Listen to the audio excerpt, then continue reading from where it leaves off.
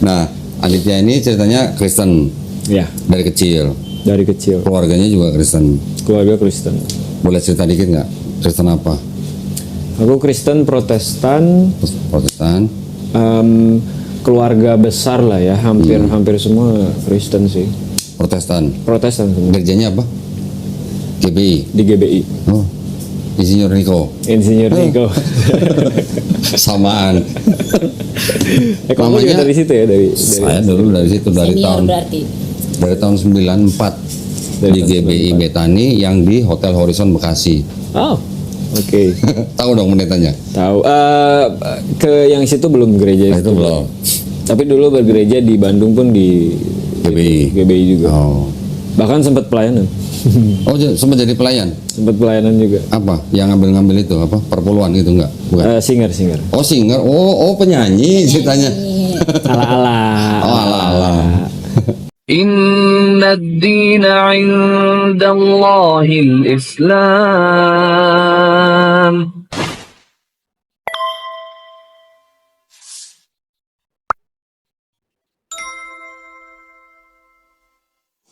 Jadi Aditya tadi dari mana asalnya? Bandung kok. Bandung. Sekarang tinggal di Bekasi. Bekasi. Ceritanya bisa datang ke sini awalnya gimana? Awalnya gimana ya? Ya tahu dari teman Oh. dan emang aku juga sering nonton Koko dari YouTube, dari debat-debat gitu, kayak gitu-gitu. Kok apa klip-klip TikTok Ya. Terus ceritanya Aditya nih namanya Ferdinand Aditya kan? Ya. Oh, akhirnya Ferdinand datang ke studio. Cuman bukan yang kondong yang ini.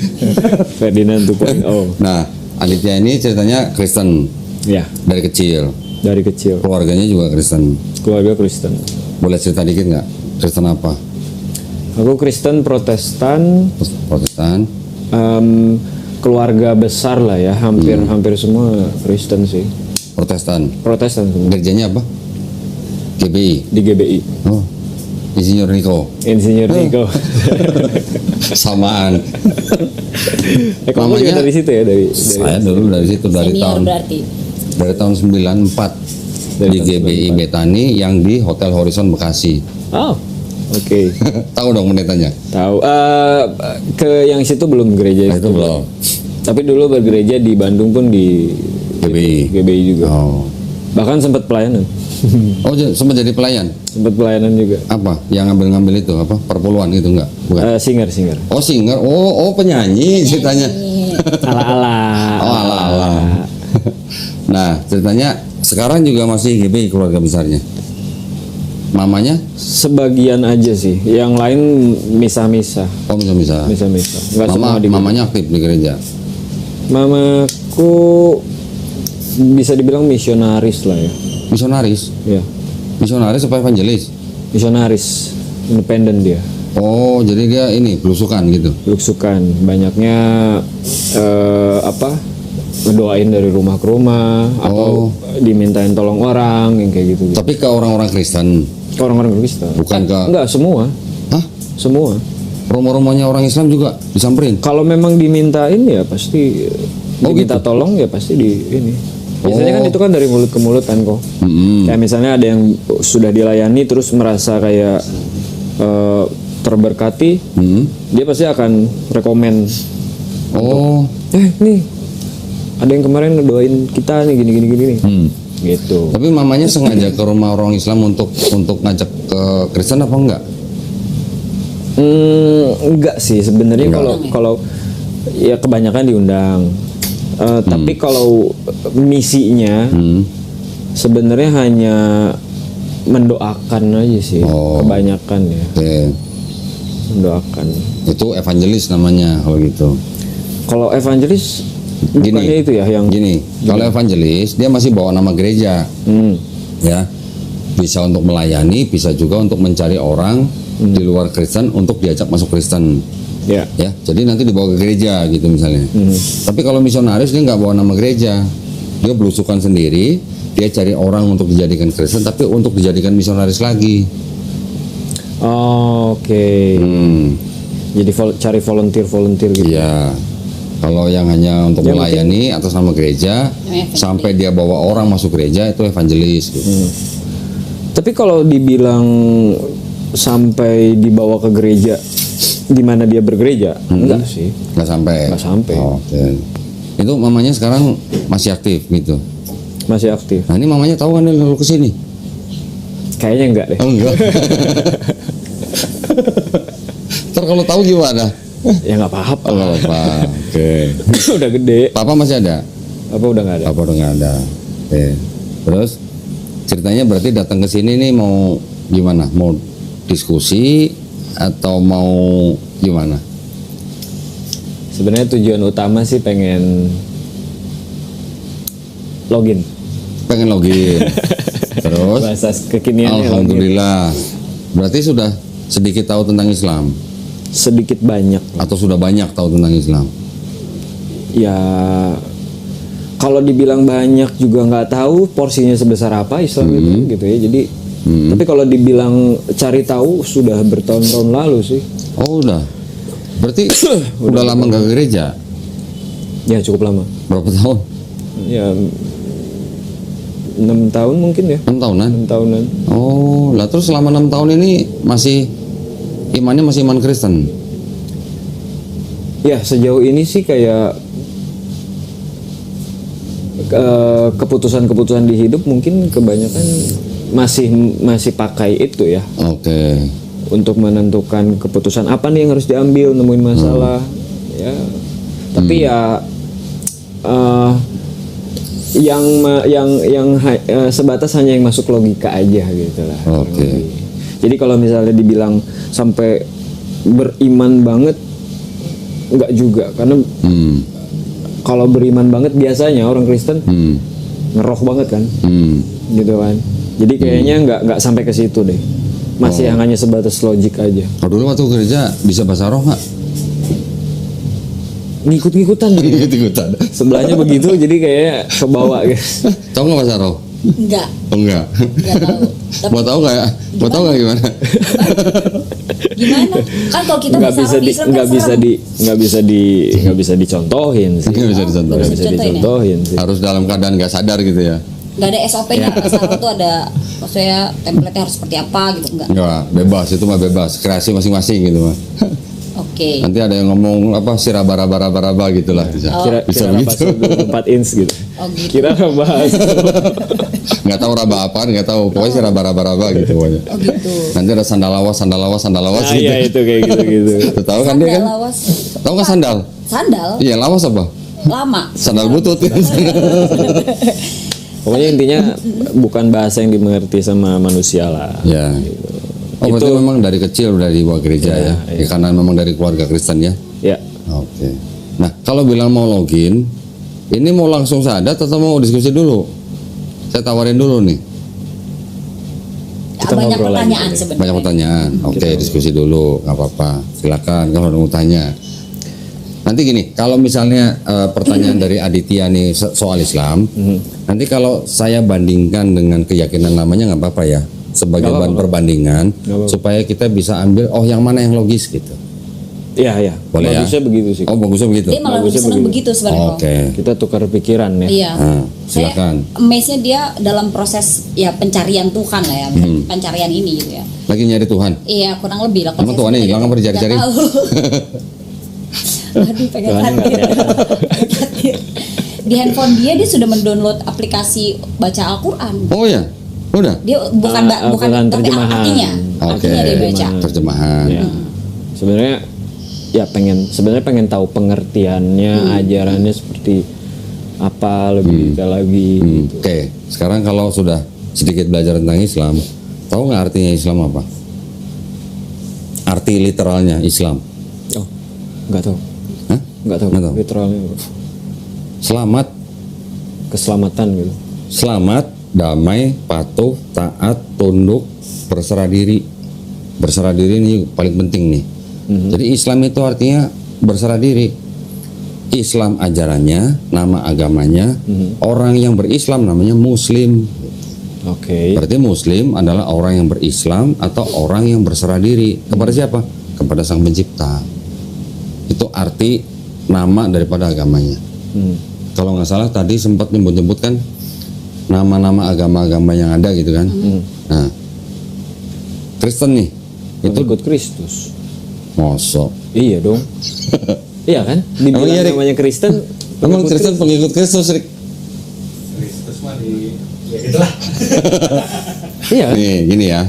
Kristen itu kan dari kata Kristus, Ya. betul kan? Kristos. Ya, Kristus bahasa Yunani, Kristus bahasa apa ya? Ya Indonesianya lah. Christ bahasa Inggris, Kristus bahasa Yunani, Kristus bahasa Indonesia.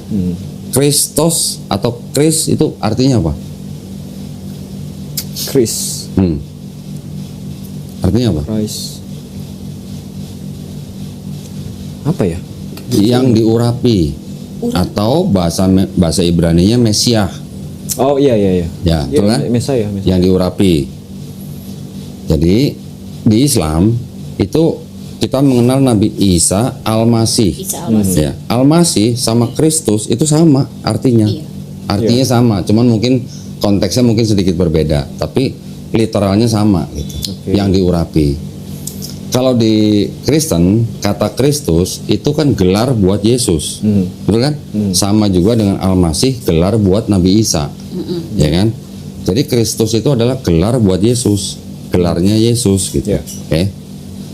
Kalau tahu agama Yahudi, tahu Yahudi dari kata apa? Yehuda. Yahuda. Yehuda itu nama anak keempat daripada Nabi Yakub, Iya. betul kan? Iya. Di Babel juga ada kan? Iya. Nah, itu agama Yahudi. Kalau agama Hindu, artinya Hindu apa? Tahu juga. Nama tempat dari asal mulanya agama itu di India sono, lembah Hindu namanya. Oh. Oke. Hindustan. Kalau Buddha itu apa artinya? Buddha itu gelar buat pendiri agama itu, Siddhartha Gautama. Oh. Nah, Siddhartha Gautama setelah mencapai pencerahan dia disebut dengan Buddha. Jadi Buddha adalah orang yang sudah mencapai pencerahan gitu. Oke. Ya. Terus satu lagi apa? Konghucu. Iya, Ya, Konghucu itu apa? Nama daripada nabi agama itu.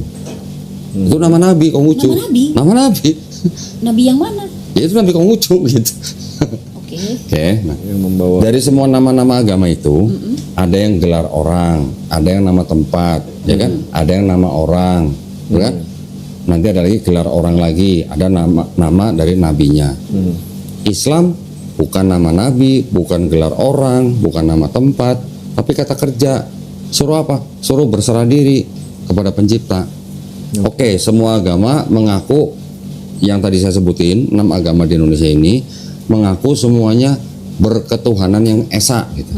Betul kan?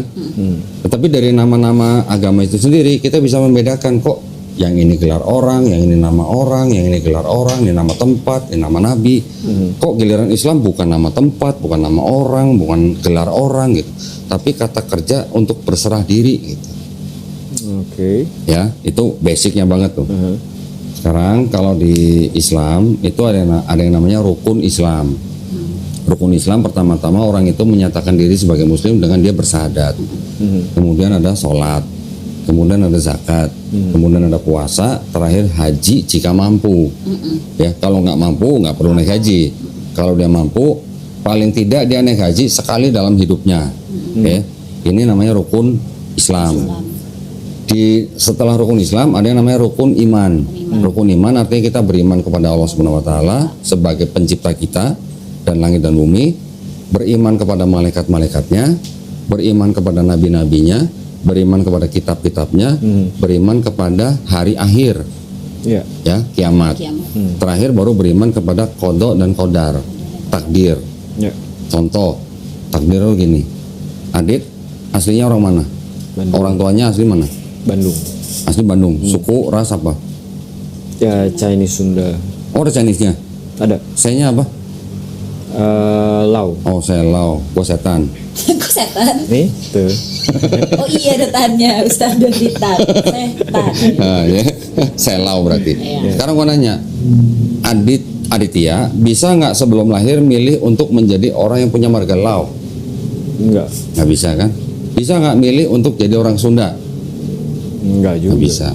Teteh asli mana? Sunda Sunda. Bisa nggak milih lahir jadi orang Sunda? nggak bisa. Nggak bisa. Tahu-tahu kita udah lahir aja kan Jadi orang Sunda aja. dengan suku atau ras tertentu gitu. Ya, orang bule juga nggak bisa milih jadi orang bule. Orang negro juga begitu kan. Orang Cina daratan juga nggak bisa milih gitu. Jadi siapa yang menentukan kita untuk jadi orang Cina? Siapa yang menentukan kita jadi orang bule? Takdir. Siapa? Takdir. Turunan. Iya takdir berarti kan dari Tuhan, dari Allah Subhanahu wa taala yang menentukan kita kan. Iya. Nah, di dalam Islam kita diajarkan memang manusia diciptakan bersuku-suku ya atau mempunyai ras berbeda-beda. Tapi tujuannya adalah untuk saling mengenal dan untuk saling berkasih sayang. Kalau sampai sekarang ada orang ras ini atau suku ini atau bangsa ini perang dengan yang lain, itu adalah ulah atau akibat daripada orang itu sendiri. Oke. Gak ada perintah dalam agama untuk perang kan? Iya, Nggak ada. pasti. Di dalam Islam juga begitu, kita diperintahkan untuk berkasih sayang sesama suku, sesama ras gitu. Iya. Di Islam kita tidak mengenal yang namanya rasis, tidak mengenal yang namanya diskriminasi. Mau mata sipit kayak, mau mata belok kayak, mau rambut keriting kayak, mau rambut lurus kayak, mau kulit kuning kayak, mau kulit hitam atau kulit merah sekalipun, semuanya itu di mata Tuhan yang Maha Esa itu sama. Iya. Ya. Jadi tidak ada yang namanya diskriminasi, tidak ada yang namanya rasis. Setiap orang kedudukannya sama di mata Allah Subhanahu wa taala. Oke. Dari setiap orang yang berbeda-beda ini, yang dipandang oleh Allah Subhanahu wa taala apanya? Apakah rambutnya, apakah matanya, apakah kulitnya? Enggak. Tapi takwanya. Ya. Jadi takwa itu artinya hanya untuk menjalankan perintahnya dan menjauhi larangannya. Oke. Itu aja kuncinya di Islam. Berarti Islam agama untuk semua manusia, bukan untuk manusia ras tertentu gitu. Iya. Ya, itu Islam. Contoh paling gampang gini. Udah pernah ke masjid? Pernah. Pernah ngeliat orang sholat? Pernah. Pernah. Ketika orang yang datang duluan, dia akan menduduki baris paling depan, Iya. ya, atau saf depan. Yang belakangan ya berikutnya, saf kedua dan seterusnya. Kalau yang datang ini mantan gubernur misalnya, dia datang telat gitu, boleh nggak dia nyala ke depan, yang depan suruh ke belakang? Nggak boleh. Artinya apa? Ya yang bertakwa, yang paling bertakwa yang paling depan. Yang datangnya telat ya udah, dia lu sholat di belakang. Gitu. Itu di Islam gitu. Tidak ada perbedaan orang itu mau jabatannya apa, keturunan apa, bangsa apa, nggak ada perbedaan di Islam. Khutbah Nabi Muhammad SAW sebelum beliau wafat, dia mengatakan gini, orang Arab tidak lebih baik daripada orang non Arab. Ya, orang non Arab tidak lebih baik juga dari orang Arab. Artinya orang berkulit hitam tidak lebih baik daripada orang kulit putih. Orang kulit putih juga tidak lebih baik daripada orang kulit hitam. Tetapi yang terbaik dari mereka apa? Takwanya. Oke, diukur dari takwa. Takwa ya, bukan dari ras, bukan dari suku gitu. Itu Islam. Makanya boleh dikatakan kalau Islam rahmatan lil alamin, itu ya untuk semua manusia, apapun sukunya, apapun rasnya, apapun bangsanya gitu. Ya. Dengan aturan yang sama gitu. Itu basic daripada pengertian Islam itu sendiri. Oke. Ya, dasarnya gitu ya. Nanti turunannya kan banyak lagi yang mengatur kehidupan manusia, dari mulai dia bangun tidur, atau bahkan dari mulai dia lahir sampai dia mati, atau dari mulai dia bangun tidur sampai dia tidur lagi. Semua ada aturannya dalam Islam. Tetapi core-nya atau intinya, kita hanya disuruh berserah diri kepada yang menciptakan kita dan langit dan bumi. Oke. Jadi kita semuanya beriman kepada Tuhan Yang Maha Esa, dan kita hanya disuruh berserah diri. Berserah diri itu artinya apa sih? Berarti mengikuti perintahnya, menjauhi larangannya. Tujuannya apa? Supaya kita sampai ke hari akhir itu dengan apa? Dengan baik gitu. Ya. Artinya dengan baik berarti kita juga tetap menjadi orang yang berserah diri, kita membawa amalan baik, ya, kita mengikuti perintahnya, menjauhi larangannya. Supaya apa? Supaya kita nanti mendapatkan tempat yang baik di sana gitu. Oke. Jadi buat Islam, dunia ini seperti penjara sebenarnya. Kenapa? Nah kan banyak larangannya. Oh iya. Nggak boleh makan babi, nggak boleh minum khamr, nggak boleh berzina, nggak boleh ngerampok. Itu kan larangan-larangan semua. Jadi kita orang Islam hidup di dunia ini seperti penjara buat kita orang beriman. Ya. Ya, nanti yang kita suka minum nih, nanti ada khamr di surga ada. Tenang aja gitu. Tapi nggak memabukan gitu. Oh, oke. Baru mau nanya. Hah? Mas Ensi Udah mau nanya aja. di sini ya? Harus Ada, dipikir ya. ada. Nanti istilahnya ada kenikmatan yang lain, misalnya Oh, iya. macam-macam lah. Sama. apapun yang kita bisa nikmatin di dunia, nanti kita bisa nikmatin di sana. Ya, kan tapi kenikmatan yang di sana itu kenikmatan yang kita nggak pernah lihat, yang kenikmatan kita nggak pernah dengar, kenikmatan yang kita nggak pernah rasakan. Bedanya di situ. Jadi itu di atas apa yang kita bayangin. Itu ya konsep dalam Islamnya. Di dalam Islam juga setiap orang yang mengucapkan atau beriman bahwa la ilaha illallah, tidak ada Tuhan selain Allah, insya Allah dia akan masuk surga. Oke. Tetapi keselamatannya adalah manusia ini kan tempatnya dosa nih. Setiap manusia pasti berbuat dosa, ya, bisa berbuat dosa lah. Tetapi di dalam Islam selalu ada solusinya. Solusinya apa? Salat taubat. Bertobat. Udah cuma bertobat aja. Nanti ketika kita bandingkan dengan Bible-nya Aditya, nanti ada kesamaan. Ya, konsep keselamatannya. Ya. Gimana konsep ketuhanannya? Konsep ketuhanannya seperti tadi saya bilang, kita hanya beriman kepada Tuhan yang Maha Esa, nggak pakai tapi. Gitu. Oke? Kalau di Kristen, Tuhannya Maha Esa nggak? Esa. Esa. Ada tapinya nggak?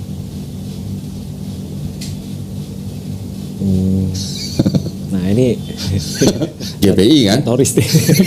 GBI kan? Gua tahu GBI. Nanti pasti ada tapinya. Esa Tapi- sih. Esa. Tapi Esa sih. Iya Esa lah. Nah kan ada Bapa, ada Yesus, ada Roh Kudus. Tritunggal kan. Tritunggal. Tritunggal nih Esa. Esanya di mana kalau tiga? Kan 3. Kan tunggal. Ditunggalin tiga. gimana? Kalau tunggal tuh 3 apa 1? Tritunggal. Tri ada 3, tunggal ada 3 yang tunggal, Iya. ada 3 yang 1. Iya. Kenapa harus ada 3 Karena fungsinya yang berbeda. fungsinya? Berarti kan ada tapinya. Bilangnya tunggal, tapi punya fungsi yang beda-beda, punya pribadi yang beda-beda. Pribadinya. Betul kan? Pribadinya sih sama dong. Terus Kalau 3 pribadi- Tuhan itu jadi apa? Gini, Fungsi. gini. Beda fungsinya. Kalau orang-orang Kristen yang di Barat bilangnya apa? The Father is a person, the Son is a person, the Holy Spirit is a person, but they are not 3 person, but 1 person. Itu akidahnya orang Kristen, termasuk GBI. Ya. Iya. Bapa itu pribadi, anak itu pribadi, Roh Kudus itu pribadi, tapi bukan 3 pribadi, tapi 1 pribadi. Bapa itu Tuhan, anak itu Tuhan, Firman itu Roh Kudus itu Tuhan, tapi bukan 3 Tuhan, tapi 1 Tuhan.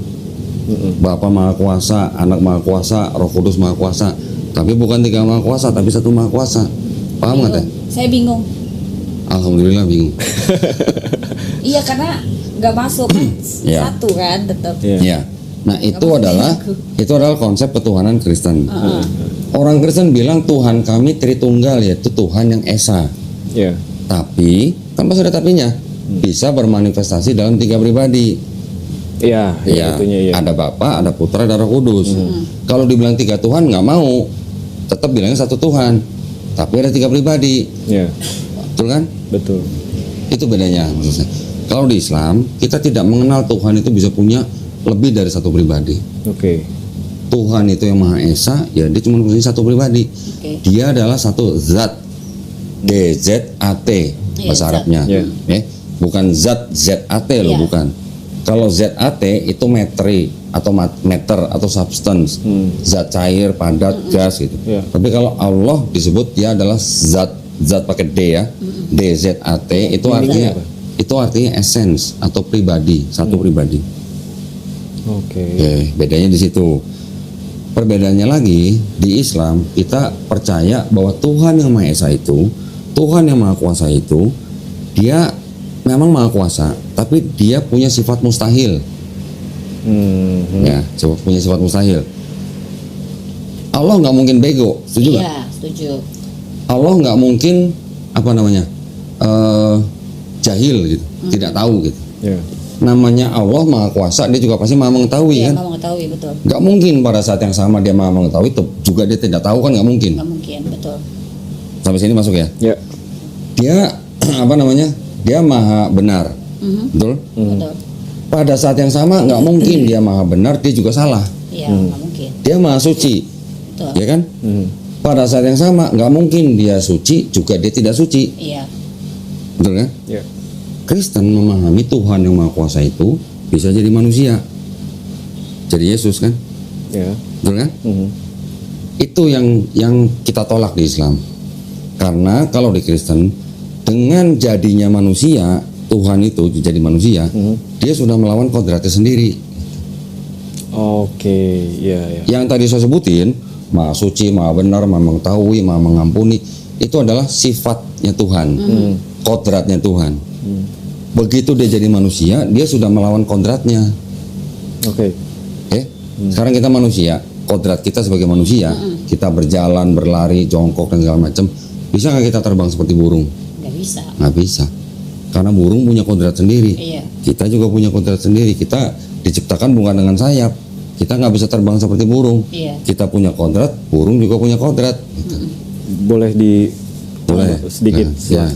Kalau yang dimaksud Allah atau Allah, yang mana dari Islam menyebut itu Allah, dan orang-orang Kristen, sebelum Kristen lah ya, sebelum kekristenan ada, karena kekristenan kita bisa bilang itu setelah zaman Yesus, ya kan?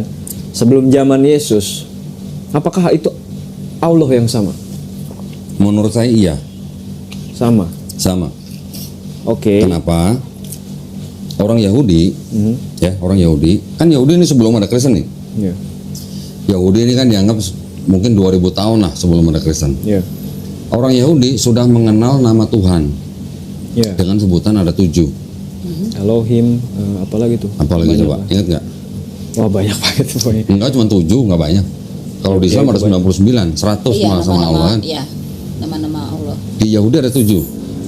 Eloh, Eloah, Elohim, El Shaddai, El Yod Shaddai. He Vav He. Pernah dengar dong? Ya. Yahweh. Baru Zevaot, ada 7 nama. Oh, itu baru dengar di Ziva. Dari 7 nama ini, yang dianggap paling suci yang tadi 4 huruf itu tadi, Yod He Vav He. Ya. Kalau orang Kristen sebutnya Yahweh. Ya, Yahweh. Yahweh. Oke. Yang menciptakan kata Yahweh itu Kristen, bukan Yahudi. Yahudi tidak pernah mau menyebut Yahweh, Yehova, Yehowa, nggak mau. Orang Yahudi nggak boleh sebut itu. Yang tahu pelafasannya Yod He Vav He itu hanya Kohen Gadol namanya. Kohen Gadol itu imam besarnya orang Yahudi. Oke. Ya, yang mana dia hanya boleh menyebutkan itu 1 tahun sekali pada upacara yang sangat sakral. Dan yang tahu cuma dia. Orang lain nggak ada yang tahu. Orang Yahudi mengganti kata yang tadi Yod He Vav He itu dengan sebutan ada 2. Adonai atau Hashem. Ya. Adonai itu artinya Rob, Tuhan. Hashem itu artinya nama itu gitu. Nah, jadi Tuhan punya nama Yod He Vav He, tapi nggak boleh disebut Yahweh, nggak boleh disebut Yod He Vav He, nggak boleh disebut Yehova gitu, nggak boleh sama orang Yahudi. Ya. Mereka mengganti dengan Adonai atau Hashem, nama itu gitu. Mereka sangat-sangat menganggap nama itu sakral gitu. Ya. Oke, di dalam Kristen di Bible ada kata Tuhan, ada kata Allah, ya kan? Tahu nggak bedanya apa? Kadang-kadang malah kata-kata itu dipakai bersamaan. Tuhan Allahmu. Tuhan gitu. Allah. Ya. Jadi yang mana yang nama Tuhan? Kalau orang Kristen tahu nama Tuhan siapa? Nah, ini kalau kita bicara bahasa Tuhannya sendiri, kalau udah diterjemahkan ke Indonesia, jadi kabur sih ininya, meaningnya sebenarnya. Kalau mau ya referensinya harus dari Ibrani juga. Di Ibrani ada 7 tadi kan? El, Eloh, Eloah, Elohim, El Shaddai, Yod He Vav He sama Zebaot. Orang Yahudi menganggap yang Yod He Vav He ini paling kudus. Makanya mereka sering merefer ke sini tapi dengan mengganti dengan Adonai dan Hashem. Selain itu kan tadi ada Elohim. Ya. Elohim di dalam bahasa Ibrani itu kalau diterjemahkan secara literasi memang bisa menjadi Allah. Oke. Tetapi kata Elohim ini di dalam bahasa Ibrani artinya bisa untuk Tuhan yang palsu, juga bisa untuk Tuhan yang asli. Oke. Ya. Elohim nih. Bisa jamak, bisa tunggal kalau Elohim. Gitu. Makanya kan banyak di dalam Bible khususnya Perjanjian Lama dari kata Elohim diterjemahkan menjadi Allah gitu. Ya. Oke, sekarang kalau kita mau melihat, kita nggak usah ke bahasa Ibrani atau bahasa Timur Tengah dulu deh. Kita lihat bahasa Indonesia aja. Ya. Artinya Tuhan itu apa? Tuhan itu apa sih meaningnya? KBBI. KBBI. Ini gue sampai nginstall nih KBBI. Kita buka KBBI. Ini KBBI ini ya. Ini KBBI ini. Oke. Kita klik tuh.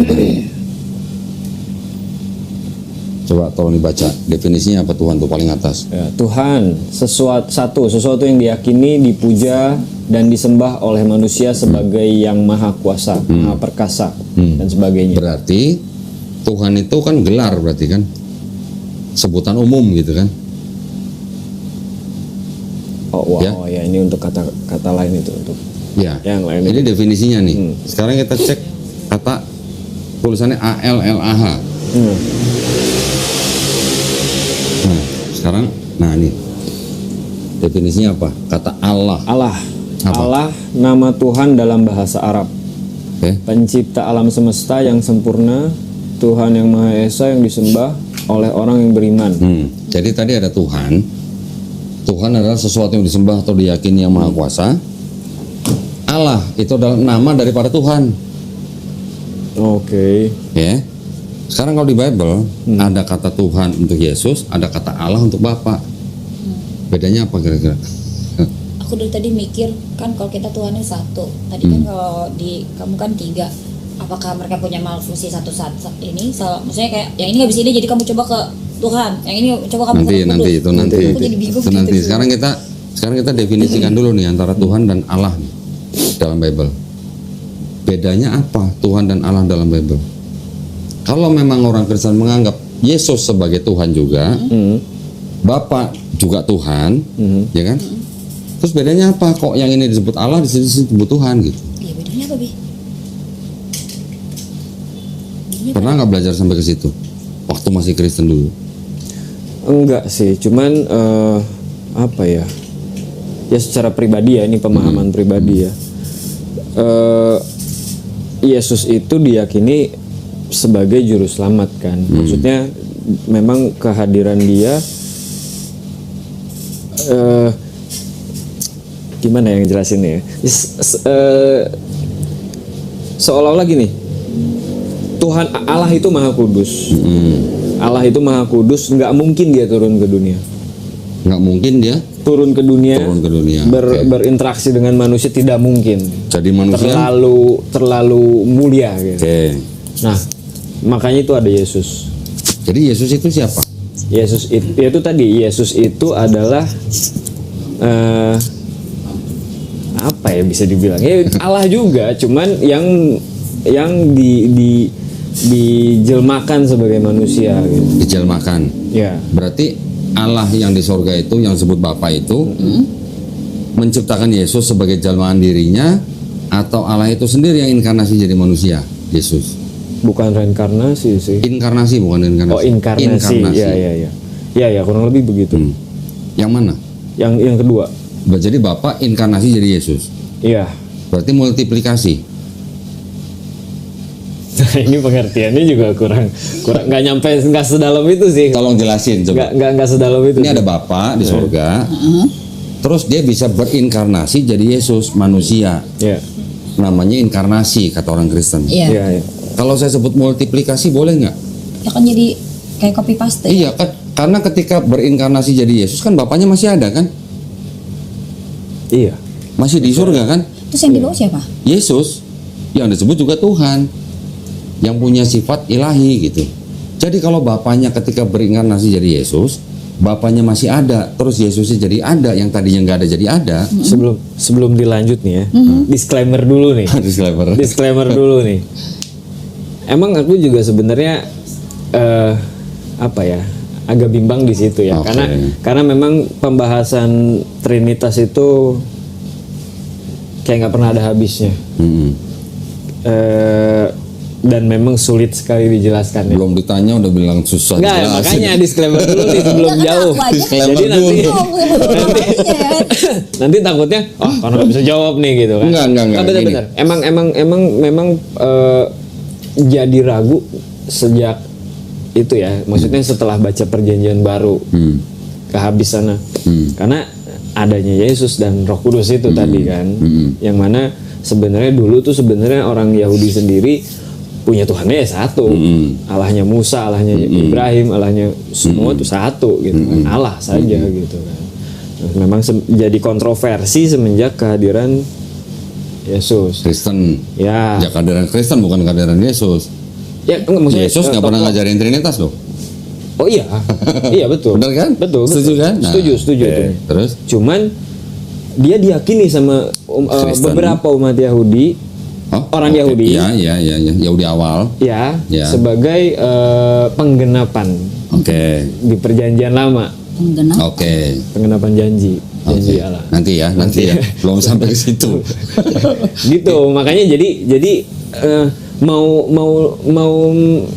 mau membantah tapi nggak bisa karena memang orang Yahudi sendiri bilang akan ada Mesias datang, gitu. Oke, nanti saya jelasin ya. Oke. Orang Yahudi seperti apa yang meyakini seperti itu dan latar belakangnya apa.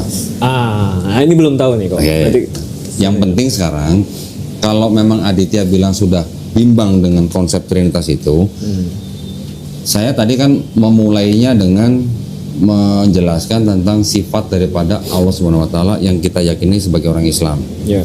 Kita meyakini bahwa Allah Subhanahu wa taala ini juga punya sifat gitu. Sifat itu tidak mungkin dilawan gitu loh. Namanya Allah Maha Suci ya nggak mungkin juga pada saat yang sama dia jadi tidak Maha Suci. Namanya dia Maha Mengetahui juga tidak mungkin pada saat yang sama dia tidak mengetahui. Iya. Oke.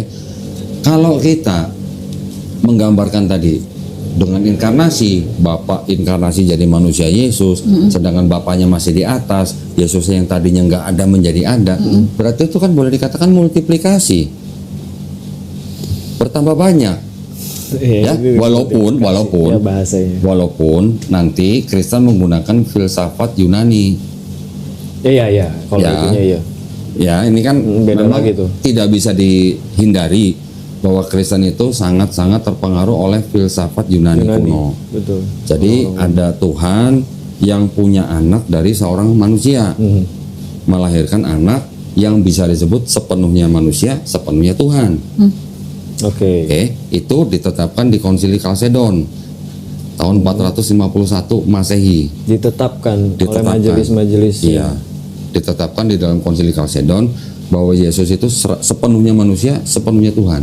Jadi yang menetapkannya manusia juga dong. Iya. Manusia juga. Iya, sebelum Kalsedon nanti ada Konsili Efesus tahun 431 Masehi menetapkan bahwa Maria disebut sebagai Theotokos, bunda pengantar Tuhan ke bumi. Oke. Sebelumnya lagi ditetapkan lagi di Konsili Konstantinopel bahwa Roh Kudus juga punya hakikat yang sama dengan Bapa. Makanya Roh Kudus juga disebut Tuhan.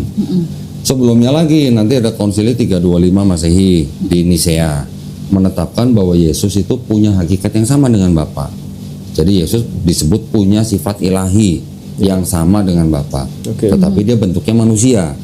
Dipertegas di Kalsedon bahwa dia sebagai manusia 100%, dia juga 100% Tuhan. Oke. Oke, ini peneguhan akidah atau teologinya Kristen dari 325 sampai 451 Masehi di Kalsedon. Sudah selesai belum? Belum. Sampai sekarang. Maksudnya Enggak, sudah maksudnya selesai gini, dari 451 di Kalsedon, tambah lagi konsili di Konstantinopel kedua.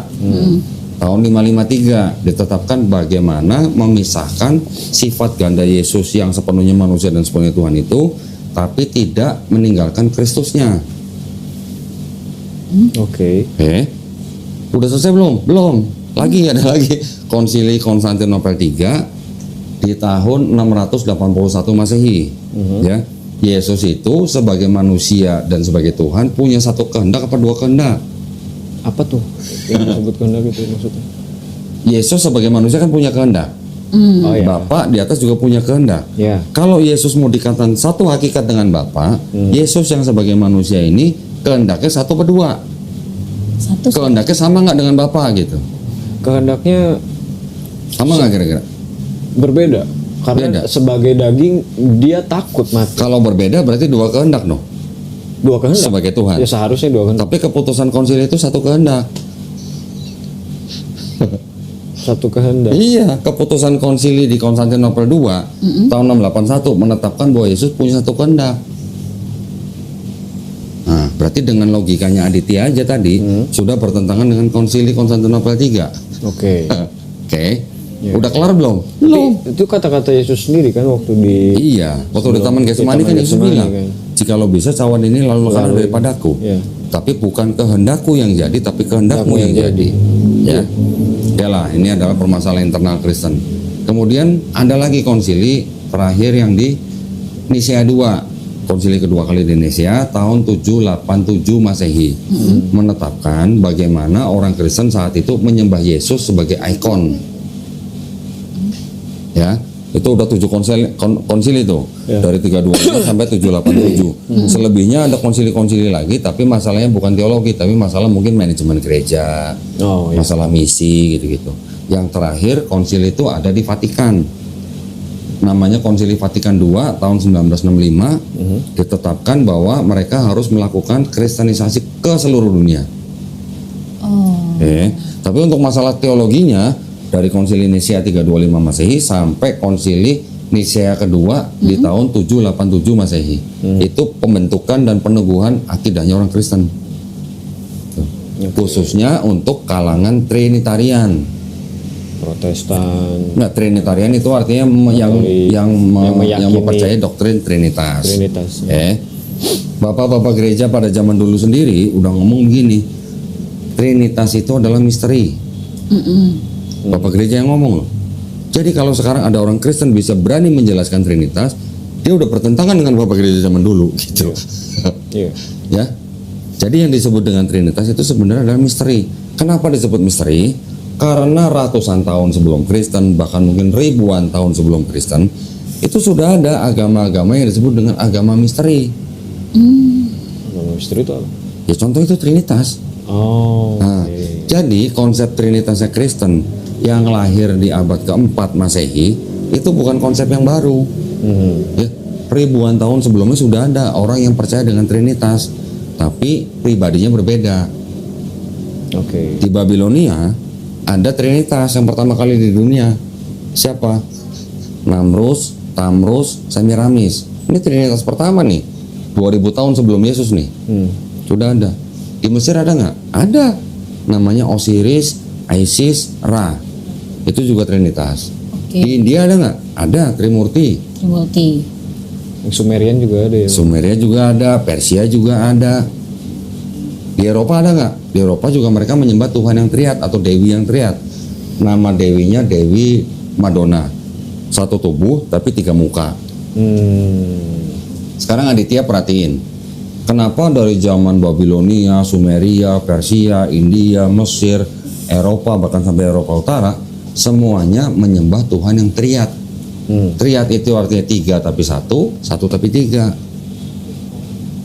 Ya. Kenapa harus 3? Itu pertanyaan saya ke Aditya. Kenapa harus 3? Iya. Kenapa nggak 5, 10 atau 100 gitu? Iya, kamu juga 3.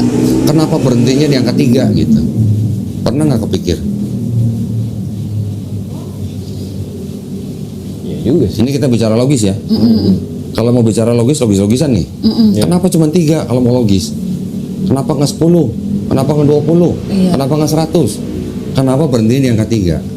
Karena ini adalah perkataan orang-orang Pitagoras. Apa tuh? Pernah dengar Pitagoras kan? Segitiga itu. Pitagoras, iya. Pitagoras matematika lah pokoknya, segitiga lah. Iya. Perkataan orang-orang Pitagoras itu dikutip oleh filsuf Yunani namanya Aristoteles.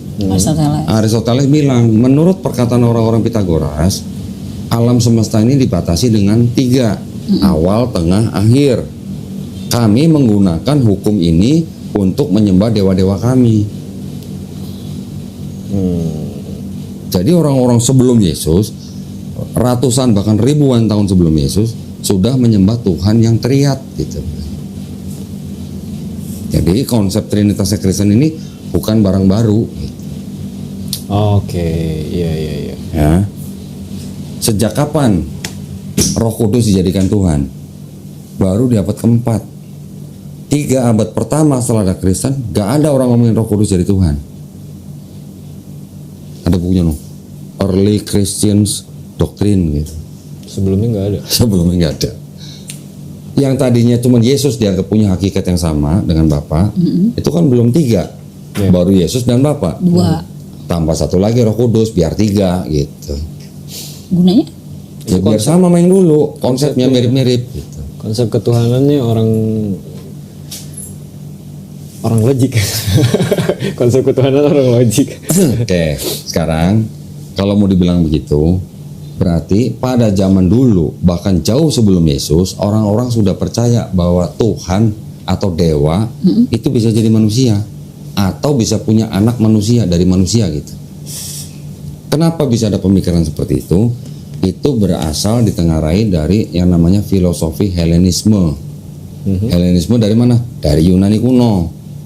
Oke, kalau kita mau bicara sejarah, bangsa Israel ini kan semenjak mereka di Mesir jadi budak, dibebaskan oleh Nabi Musa, pindah sampai ke tanah Kanaan. Walaupun Nabi Musa tidak ikut masuk ke dalam tanah Kanaan karena udah mati duluan. Ya, udah mati duluan. Yang membawa mereka adalah Yosua dan Kaleb, ya kan? Kemudian mereka menjadi bangsa Israel yang merdeka, dipimpin oleh 12 hakim-hakim. Setelah itu mereka nuntut untuk dibuat menjadi kerajaan. Diangkatlah raja pertama, Raja Saul. Raja Saul kemudian mati diganti oleh Raja Daud. Raja Daud mati diganti anaknya Raja Salomo. Raja Salomo mati, kerajaan Israel pecah jadi 2. Utara dan selatan. Oke. Utara 10 suku, selatan 2 suku. Israel kan 12 suku. Baru setelah pecah menjadi utara dan selatan, nggak lama dicaplok sama negara Assyria yang utara nih. Nggak lama sama Assyria, Babilonia masuk, dicaplok semuanya sama Babilonia utara dan selatan. Ketika dicaplok sama Babilonia, orang-orang Israel dibuang ke Babel. Ya kan? Pernah dengar kan? Iya. Dibuang ke Babel.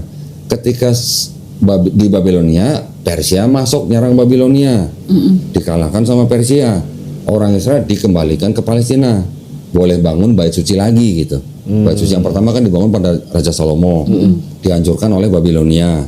Kemudian boleh dibangun lagi ketika orang-orang Israel boleh kembali ke Palestina oleh Persia. Ya, yang membolehkan itu pada zaman Raja Darius Agung namanya. Oke, udah dibangun, nggak lama Persia dikalahkan oleh Yunani. Yunani masuk nih. Pernah dengar Alexander Agung kan? Oke, Alexander Agung ini mengalahkan Persia sehingga dia menguasai seluruh daerah, namanya daerah Mediterranean. Oke, ada Turki, Palestina, Mesir, Yunani dan sebagainya. Daerah situ namanya daerah Mediterranean gitu.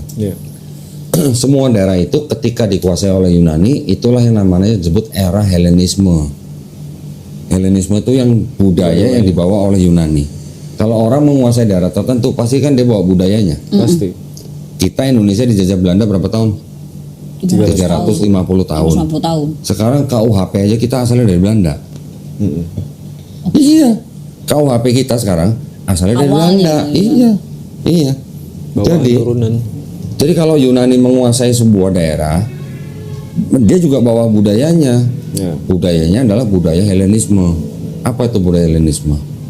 Budaya Helenisme adalah percayaan orang-orang Yunani yang menyembah atau percaya bahwa ada dewa yang paling tinggi.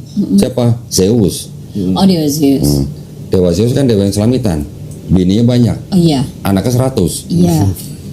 Bisa menikah dengan manusia. Selamitan kan? Iya. Melihat perempuan cantik dihamilin punya anak Hercules. Iya. Melihat perempuan cantik dihamilin namanya Perseus. Iya. Melihat Dewi cantik dihamilin punya anak Helen. Nah, sistem kepercayaan itu namanya Helenisme. Itu kepercayaan orang Yunani. Orang-orang yang di situ semua termasuk bangsa Yahudi itu juga terpapar oleh Helenisme. Makanya orang-orang Yahudi yang tinggal di Alexandria Mesir itu banyak yang terpapar oleh Helenisme itu sehingga menjadi Yahudi yang Helenis gitu. Helenistik gitulah. Oke, berarti menyimpang dari aslinya. Aslinya itu apa sih? Aslinya mereka berpegang kepada kitab Taurat. Iya, Taurat kan. Sebentar ya. Ketika orang-orang Yahudi yang sudah terpapar Helenistik ini yang tadi Aditya bilang yang menciptakan Kristen. Oke. Ya, jadi mereka sudah punya nih kepercayaan Helenistik terpapar gitu. Siapa yang mulai memprakarsai bahwa yang namanya sebutan kurios, pernah dengar kan kurios? Itu diatributkan atau dikonotasikan kepada pribadi Tuhan Yang Maha Esa. Itu seorang filsuf Yahudi yang sudah Helenistik namanya Philo di Alexandria Mesir. Pahamnya Philo ini yang dipakai oleh orang-orang Yahudi yang membentuk Kristen. Itu sebelum Yesus berarti kan? Iya. Philo sebelum Yesus, tapi Philo hidupnya dia kira-kira kalau nggak salah dari tahun 20 sebelum Masehi sampai 50 Masehi. Jadi ketika Philo hidup, Yesus juga ada. hidup. Gitu. Sempat Ya. ada lah ya. Orang-orang di situ, daerah situ, memang sudah mengenal yang namanya ajaran Platonisme. Siapa tuh Platonisme? Plato. Apalagi Plato itu. Philo ini itu muridnya Socrates. Oke. Muridnya Aristoteles. Aristoteles. Aristoteles terpengaruh oleh Plato. Oke. Plato terpengaruh oleh Socrates. Filsuf-filsuf Yunani Iya, semua. filsuf Yunani. Gitu loh. Buku-buku Platonisnya aja, buku-buku Plato ini banyak yang diterjemahkan dari bahasa Yunani ke bahasa Latin. Itu yang mempengaruhi Yohanes 1 ayat 1. In the beginning was the Word, and the Word was with God, and the Word was God. Itu adalah bagian dari filosofi Helenisme. Buktinya apa dari gaya bahasa? Tunggu ya. Ini buktinya. Maksudnya dari gaya bahasa gitu, dari gaya bahasa. Dari kata logos.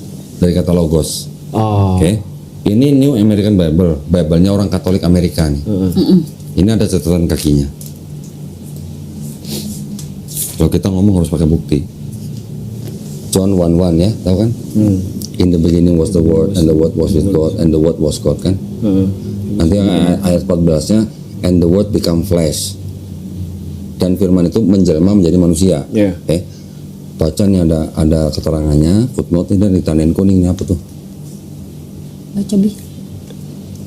Hellenistic philosophy. Ntar God, Genesis, personified, the ultimate eligibility of reality. Ini tuh apanya? Ini catatan kakinya. Catatan kakinya bahwa kalimat-kalimat yang ada di sini kan itu kan bahasa Yunani kan enarche, enhologos, ya kan? Logos itu yang dianggap sebagai pengaruh daripada filosofi Helenistik. The word Greek logos. Ya. Philo mendefinisikan logos itu apa gitu, Iya. ya. Itu yang mempengaruhi ini. Jadi memang ada pengaruh Helenistik ke dalam ajaran Kristen, ke dalam Bible. Jadi Bible itu dianggap mengadopsi ajaran Helenisme. Bukan karena saat itu ini Paulus kan? Bukan, Yohanes ya, Yohanes. Ya ya. Yohanes bukan karena dia pakai maksudnya gaya bahasa yang dipakai itu karena memang untuk apa ya lebih relate sama orang-orang kan memang itu di ini kan di saat itu Yohanes di kenapa? Maksudnya gimana? Ini yang masuk dalam 4 gospel, Matius, Markus, Lukas, Yohanes. Iya. Ya Yohanes yang ini. Memang bukan maksudnya bahasanya memang disesuaikan sama orang setempat. Gini, kalau kata orang-orang ahli perjanjian baru, yang Yohanes yang terakhir ditulis kira-kira di akhir abad pertama ini, itu ditulis untuk melawan orang-orang Kristen Gnostik. Ya. Pernah dengar Matius, Markus, Lukas? Ini ada cerita Yesus waktu mau disalib, dia kan yang membawa memanggul kayu salib sendiri. Iya. Betul. Dari Yerusalem ke Bukit Golgota. Karena sudah kepayahan, akhirnya digantikan oleh orang namanya siapa? Simon dari mana?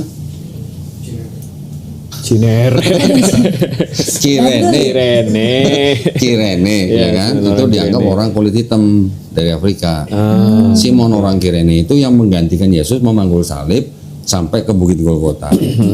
Ada kelompok Kristen yang namanya kelompok Kristen Gnostik, disebut kelompok Kristen Basilidean, yang mempercayai bahwa yang disalib itu bukan Yesus, tapi Simon orang Kirene itu. Aku pernah dengar soal itu. Ya. Ini ada gospelnya, cuman gospel mereka otomatis tidak masuk ke dalam Bible. Gitu. Ini yang disebut dengan dokumen-dokumen Nag Hammadi. Dokumen-dokumen atau gospel-gospel yang ditemukan di desa Nag Hammadi di Mesir, kira-kira tahun 1945. Oke. Di sini ada gospelnya orang Basilidean yang mengatakan bahwa Yesus melihat dari kejauhan penyaliban itu sambil tertawa. Hah? Itu catatan Mereka. Iya. Di sini. Dan yang disalib adalah Simon orang Kirene. The death they think I suffer, they suffer in their error and blindness. they nailed their men to their death. Their thought did not perceive me, since they were deaf and blind. By doing this thing, they pronounce judgment against themselves. As for me, they saw me and punished me, but someone else, Nah, siapa? their Simon. father. Di situ namanya di bawah Namanya berarti. Simon of Cyrene. Sebagai Simon. Oh, Simon. Born Ya, on high. yang diberikan tahta, throne. Someone gitu. else will crown his throne. Okay, and I was on high poking fun. Ya kan, The rules lihat and sambil words ketawa kan? Of their error and I was loving him that. Ini and their adalah ignorance. dokumen-dokumen catatan dari Kristen-Kristen Basilean Oke. yang tidak percaya bahwa yang disalib itu Yesus. Yang disalib adalah Simon orang Kirene. Oke. Jadi yang namanya Gospel Yohanes tadi ya, karena yang tiga Matius, Markus, Lukas ini menyebut-nyebut Simon orang Kirene yang memanggul salib, sedangkan ada Kristen lain yang tidak percaya bahwa yang disalib Yesus tapi Simon itu, makanya yang Yohanes ini ditulis untuk melawan kelompok itu, kelompok Basilean itu. Makanya di Gospel Yohanes tidak pernah disebut-sebut Simon orang Kirene. Cari kalau ada di Yohanes, kalau ada Simon orang Kirene, nggak Sebenarnya ada. berarti ada, cuman ditiadakan lah, dilupakan, apa disebut tidak ada. Yang tiga menyebut Simon orang Kirene. Oke. Yang Yohanes karena diduga untuk melawan orang yang tidak percaya bahwa yang disalib itu Yesus, tapi yang disalib adalah Simon orang Kirene. Makanya di Yohanes tidak pernah menyebutkan Simon orang Kirene. Sebenarnya tapi kita belum ada yang tahu sebenarnya itu. Ya walau alam siapa yang di Nggak sadar juga sih kita baca itu. nggak sadar, lo pasti nggak akan sadar. Orang-orang Kristen yang membaca Bible secara berurutan nggak akan sadar. Pernah dengar Santo Agustin, Tahu? Bapak gereja kan ini kan? Dia bilang di sini bahwa buku-bukunya Platonis banyak yang diterjemahin dari bahasa Yunani ke bahasa Latin. Ya, baca dulu. The Platonists translate from Greek into Latin. Kemudian apa? Therein I read not indeed. Shine itu apa ya? Shinet itu apa ya? Kayak ini apa? Light shined in the darkness. And the darkness comprehended it not.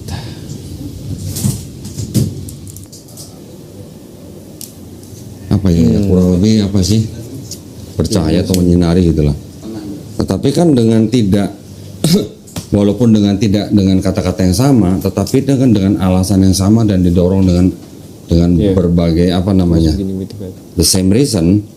Kata-kata in the beginning was the word and the word was with God and the word was God itu kan berasal dari Platonisme.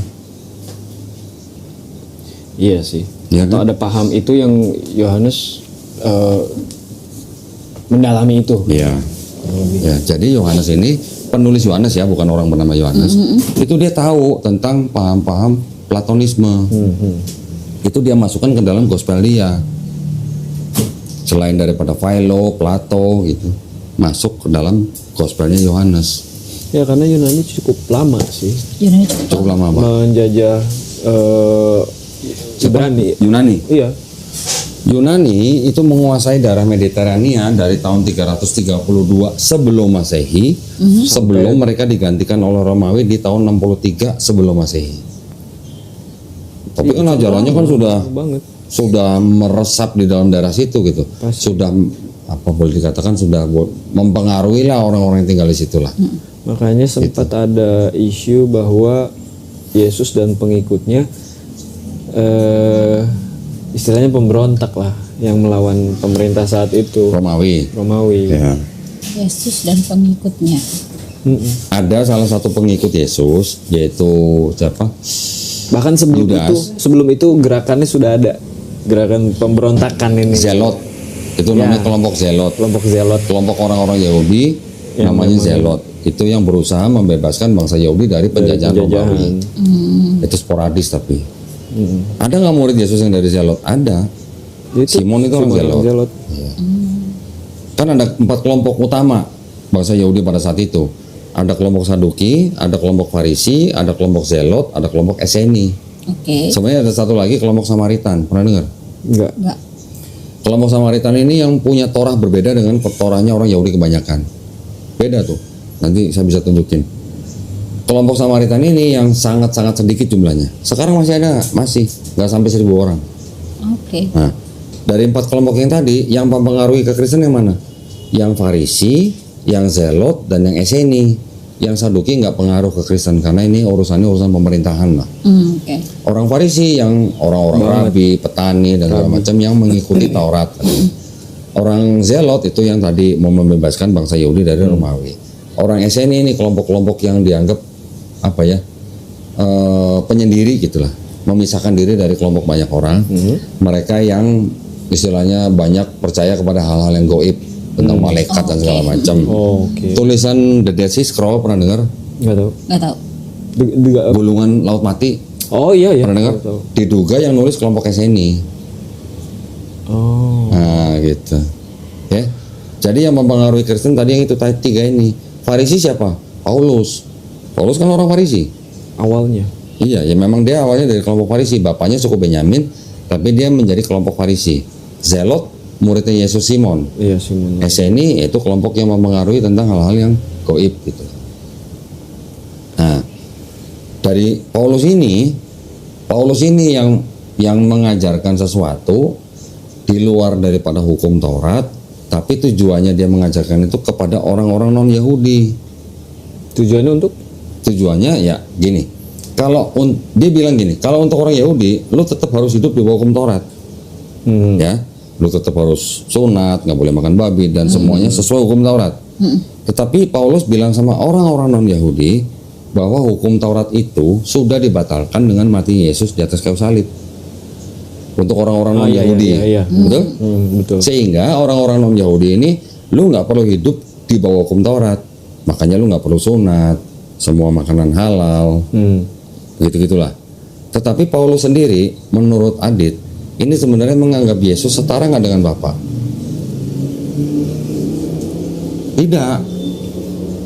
Tidak setara, karena Paulus bilang apa?